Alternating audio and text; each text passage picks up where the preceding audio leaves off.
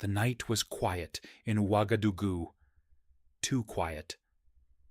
President Ibrahim Traoré stood by the window of the palace, watching the city sleep. The wind was dry and full of dust, but he felt something else in the air, something wrong. For weeks, strange things had been happening. Military plans were leaking. Secret meetings were no longer secret. Enemies seemed to know too much. Ibrahim knew this wasn't luck. Someone close to him was a traitor.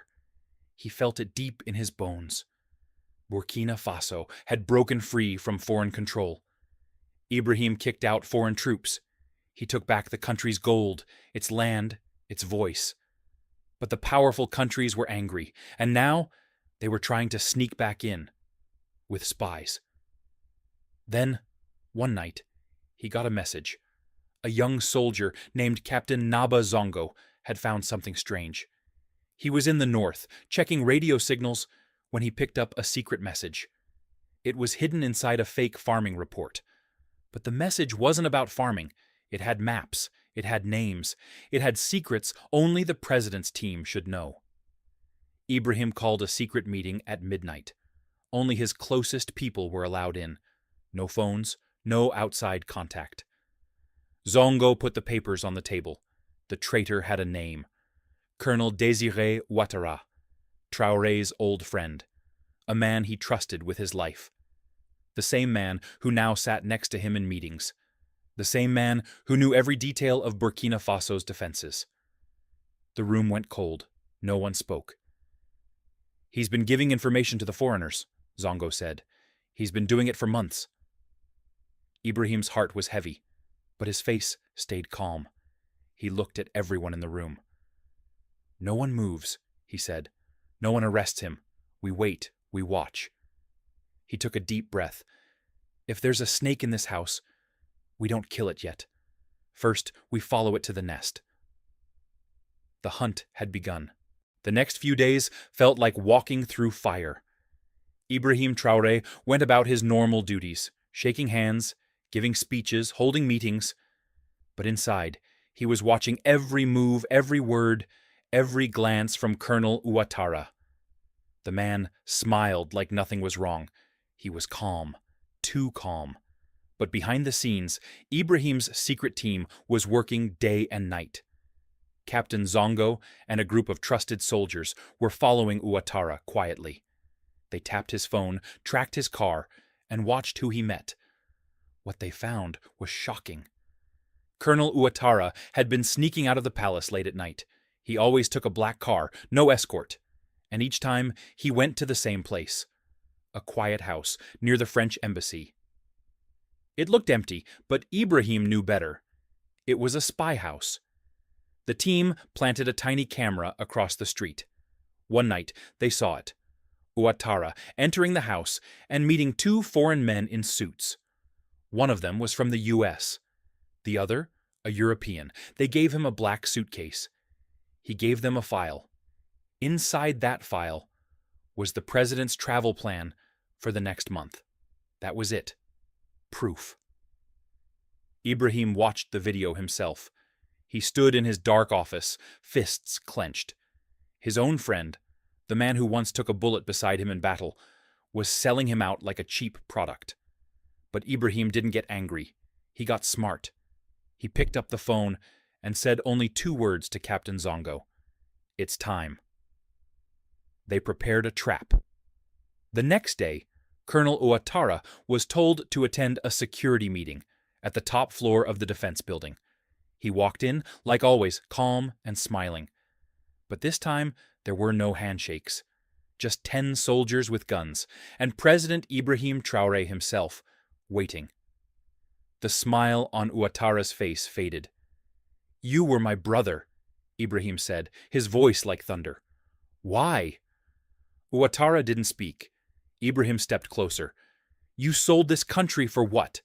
Dollars? Promises? You think they'll protect you now?" Still no answer. Then Captain Zongo opened the suitcase. Money, tracking devices, and a hidden USB drive. "You're not going to prison," Ibrahim said coldly. "You're going to talk." The room went silent. A storm was coming. Colonel Uatara sat alone in a cold, dark room underground. No windows, no clock. Just silence. He hadn't slept in 2 days. He was no longer the proud soldier. Now he looked like a broken man. President Ibrahim Traoré stood behind a one-way mirror, watching him. His face showed no emotion, but inside, his heart was heavy. This was the man he once called a brother. They had shared food, stories, and war. Now they were enemies. Captain Zongo stepped into the room and placed the USB drive on the table. "We opened it," he said. "It's all there. Every file you gave them. Every secret." Ouattara looked down. "You don't have to talk," Zongo added. "But when they find out you've been caught, they'll throw you away like trash. They don't care about you. We're your only chance now." Hours passed. No answers. Then, finally, Ouattara broke. He started talking. He told them everything. The US and European agents had approached him 1 year ago. First, they offered compliments, then money, then promises, a house in Paris, a job with the UN, power after Ibrahim fell. They wanted to control Burkina Faso again, its gold, its land, its politics, and he believed them. "I thought they would protect me," he said softly, "but now I see. They were using me." Ibrahim entered the room. He sat across from his old friend. For a long moment, there was silence. Then Ibrahim spoke, calm but firm. "You didn't just betray me. You betrayed the people, the mothers in the villages, the soldiers fighting every day. You sold their future." Ouattara couldn't look him in the eye. "I'm sorry," he whispered.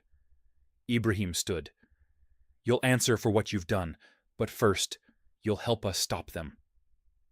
And so began a new mission, a secret plan. Ibrahim and his team would use Ouattara's contacts to feed false information back to the foreign spies. They would turn the game around. They would strike from within. For every lie sent out, they planted a trap. For every message received, they learned their enemy's next move. Soon, one embassy official vanished. Another was quietly flown out of the country. A third was exposed in the media. Burkina Faso was no longer the hunted. It was the hunter. And at the center of it all stood Ibrahim Traoré, calm, brave, and unshaken. A leader who didn't just fight with weapons. He fought with truth, courage, and heart. The shadow war had begun, but the people now had a guardian. Their lion was awake. The days that followed felt like walking on fire. President Ibrahim Traoré knew he couldn't rest. The enemy was powerful, rich, silent, but now they were also blind. With Colonel Ouattara's help, they fed lies to the foreign agents, fake documents, made-up plans, even false military routes. The spies believed everything. They trusted Ouattara. They thought the game was still theirs. But they were falling into a trap.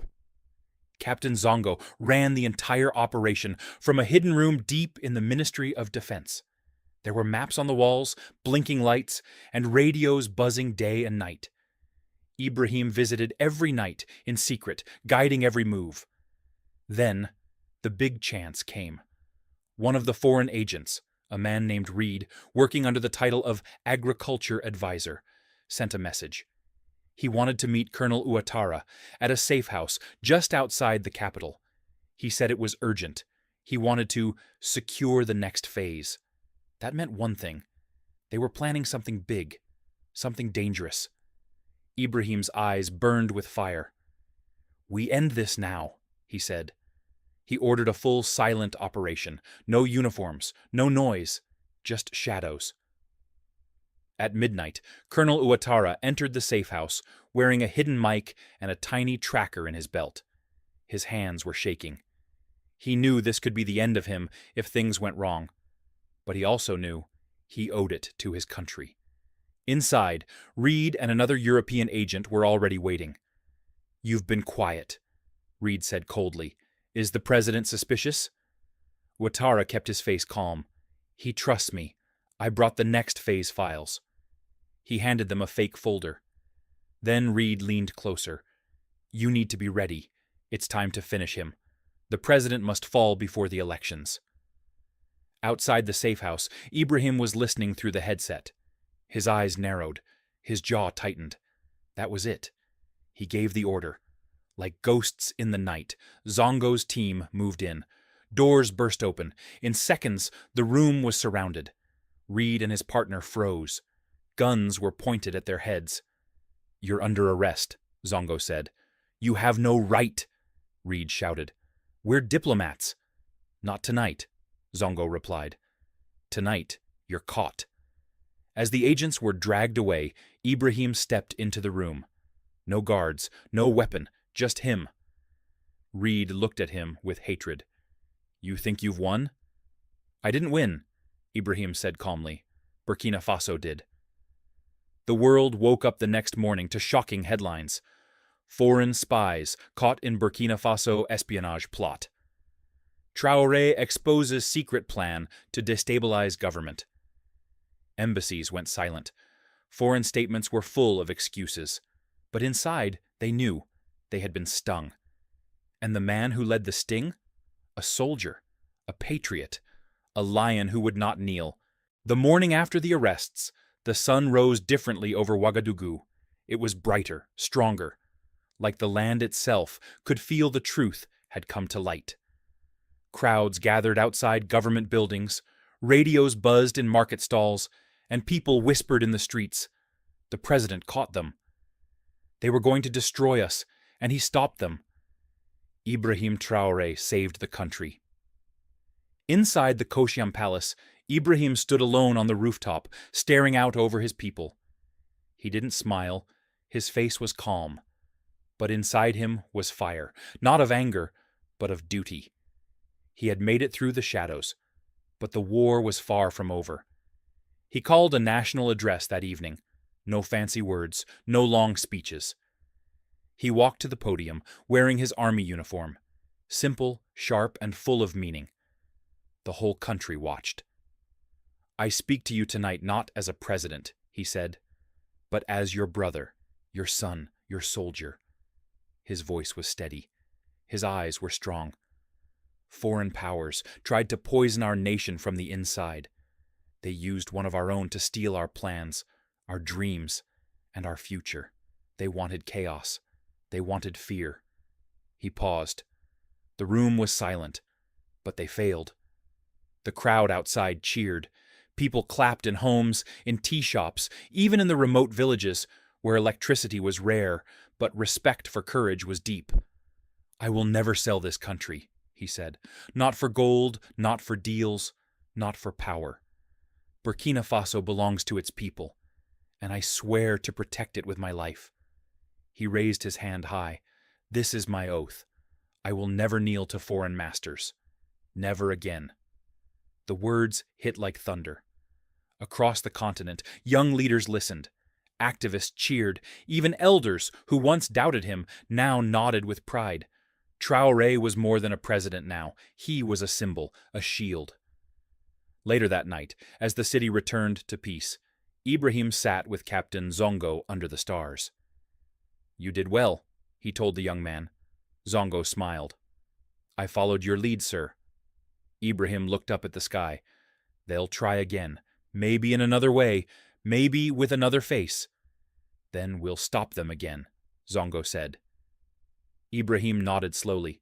Yes, as long as we stand together. They'll never take this land. And with that, the lion rested. But only for a moment, because heroes like Ibrahim Traoré don't sleep for long. They rise with the people, they fight in silence, and they protect the future with fire in their hearts.